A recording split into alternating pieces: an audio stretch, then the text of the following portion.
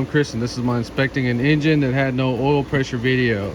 So we left off with the engine stuck. I couldn't get it out. There's 4 bolts on the bell housing on a manual transmission. I got those loose, and let's just try to wiggle it free. It's being very difficult.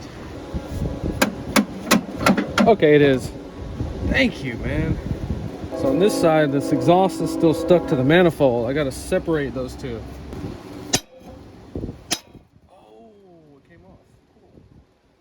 So you see the crack right there? We're going to use the engine leveler, try to bring it this way because we're not taking the transmission out right now.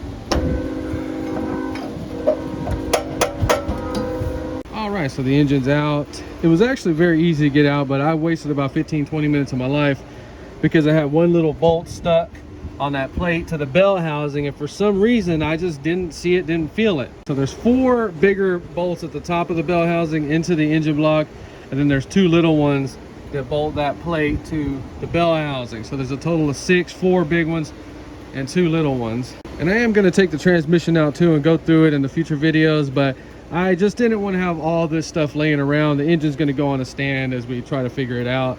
So now we got to get the car out from under it, but the wheels are stuck. So let's just go ahead and go through the wheels real quick, find out which one is the stuck one.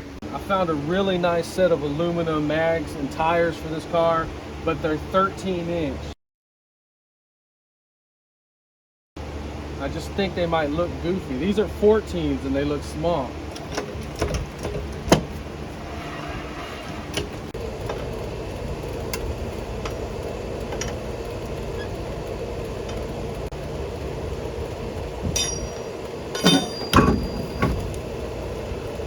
Before you make a fool of yourself, make sure the car is in neutral. See brakes off.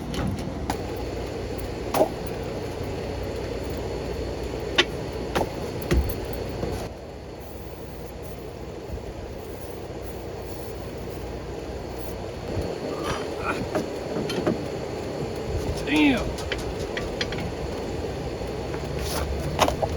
Damn.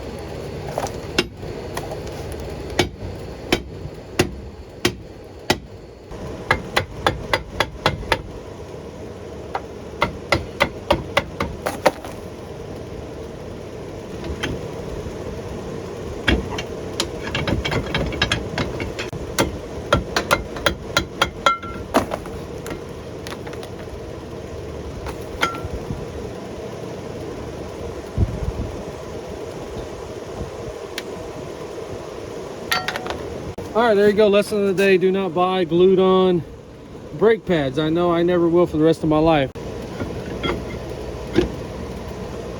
Okay, good. That is the highest I've ever seen a car lift up after the engine being taken out.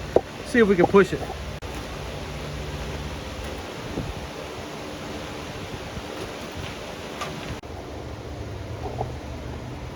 So then the good side of getting the engine out is I get to see all this stuff up close.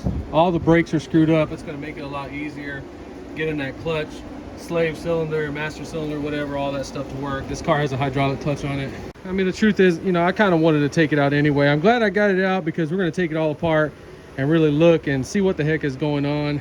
In my opinion, there's nothing worse than people that have a car and try to talk about their engine and the things they say just don't add up. You don't know anything about it. You're just making stuff up, lying to everybody. As you can see, I'm putting my hands on this thing and I'm going to learn as much as I can about it. So the pressure plate have 12mm bolts, and there are alignment pins with different size holes, and it appears that it can only go in there one way.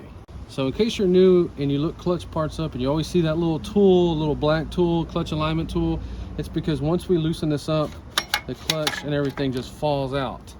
And you want that little tool to align this up when you're bolting it down with the pilot bushing, and that pilot bushing looks screwed up. Clutch, is this something that we need to replace? It looks like it's been replaced. Ooh, that side don't look good. It's got surface rust on it, but I'm gonna leave it. There's no reason to replace it. Okay, so I had to get the impact for these. We had 6, they're 3/4 inch, 19mm. Oh, God dang it. All right, so that's not light, be careful. I just thought it was going to be lighter than a normal one. Then we have the little plate. Got to have that. So I guess it's a good thing we were in here because the pilot bushing is cracked. So that needs to be replaced for sure. And it's scored a whole bunch. Check this out. This is supposed to be on hand tight. No. God dang it. All right, let's try a hack on my channel. Come on. And thanks to the internet, they wanted 10 grand for this car first, and I told them absolutely not. But imagine paying even $4,000 or $5,000 for this car and having to pull the engine out. This is not cool. Good God. Why is this so tight?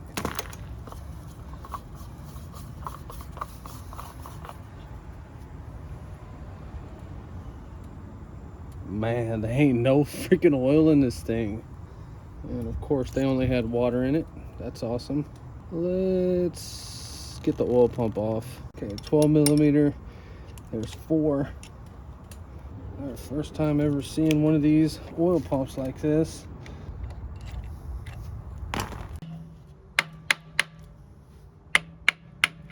Okay.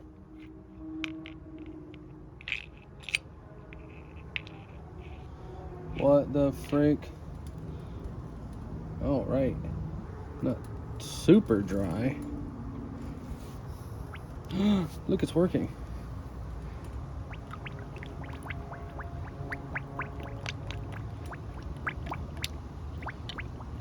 Oh, all right, that's a good sign. So I guess that means it just doesn't have any oil in it. But you see it. So the oil pump seemed like it was working, so maybe we just don't have no oil in this engine. So this dipstick is showing it to be full.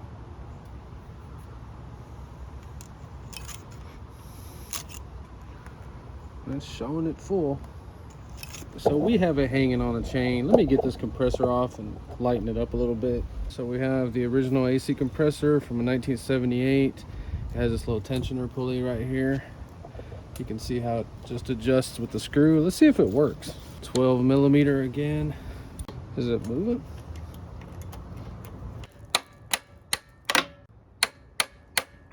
It doesn't feel bad. Notice how I covered those up a whole bunch with electrical tape. You don't want no moisture from the air going in there. All right, so when you're working on old crap like this, you always have PP Blaster, WD-40. And if you can get to the back of a bolt like that, oh my goodness, you're lucky. And then you're gonna, then I'll spray it again. By the way, we do have an impact out here if we need it. But I like to break all this stuff off by hand for some weird reason. Okay, 14 millimeter for the top.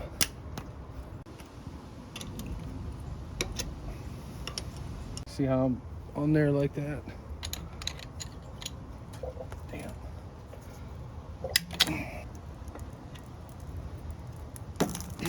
God dang it.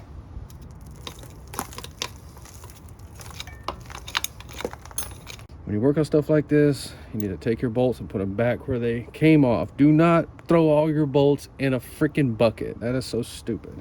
So the AC bracket with the tensioner pulley, 17 millimeter. Oh, God dang, it's heavy. So look at this weird rubber hose coming out of the engine. It's going to manifold vacuum. It could be a PCV valve right there. That hose was not very hard to get off. That's something that seriously needs to be checked out on your car, because in case you don't know, if you got a vacuum leak on this manifold, your car's gonna run like trash. Good God, it's stuck in there. So it appears to be a PCV valve. If you have one of these cars, you definitely need to change this out right now if you haven't. A 12 millimeter and 10 millimeter on this water pump. These are both 12 millimeter. Good God, man, who tightened this shit on here? Oh my God, I just broke the bolt off. Damn. That kind of crap right there, that's why I do not do mechanic work for a living, and I don't work on people's cars. I think it left us with some of the bolt though. Oh, okay. This piece is still good. We got 3 10 millimeter at the top and then 2 12 millimeter head at the bottom. I'm too lazy to get my rubber mallet. Oh God.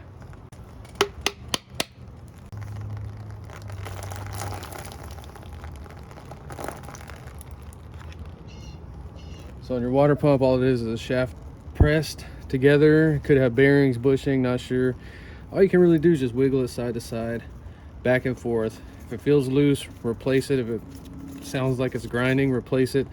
This one is perfectly fine. So the two 12mm are for the timing cover to hold it down, and then the 10mm are just for the back of the water pump or top of it. All right, we're gonna try to get that out with some channel locks. Can we do it?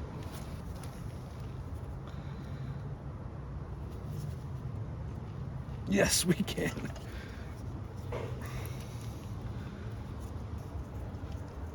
Nice. Okay, so I want to take the manifold off completely, one piece intact, and I don't really know how this comes off.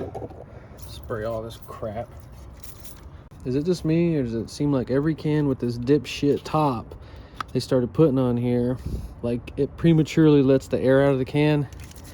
Is that just me? So this can is probably halfway full. It's got the dipshit top on it. Look at this. And it's a dipshit top because obviously a dipshit invented that and came up with that. Let's just get the distributor out. Ooh, I finally get to use my high-tech wrench I found. 10mm, by the way. So the vacuum advance is connected to this little three-way split. Let's get some pliers and kind of loosen that up. Always mark this stuff. It's electronic ignition. We got the wire right here. For distributor, always check the play in it. This feels perfect. Looks good. Rip the gasket, that's fine. All right, so we're gonna go ahead and remove this little housing. God, this feels like it's gonna break. Damn, it really does. Maybe not. See what's coming out of there, running that straight water. It's old school. So we're gonna have to wrap this video up because I didn't think it was gonna be this difficult. It's not taking the stuff off that's difficult, it's the problems you're gonna have. In this case, we're breaking bolts off and we're breaking parts. There's one back here that came off. It was difficult. Then I broke that one off. They're both 12mm. And the bolt is like stuck. These are two pieces. You have the thermostat housing up here, and then this is just another housing piece. We're talking about that because if you're gonna be taking one of these apart, take all this stuff off right here before you mess with this. Just go ahead and pull the sensors. All right, not cool. So then we got two heat shields right here. So I bought this from a crackhead over 20 years ago, and this is the first time I've ever needed it, and it worked out really good. Pretty sure that's it.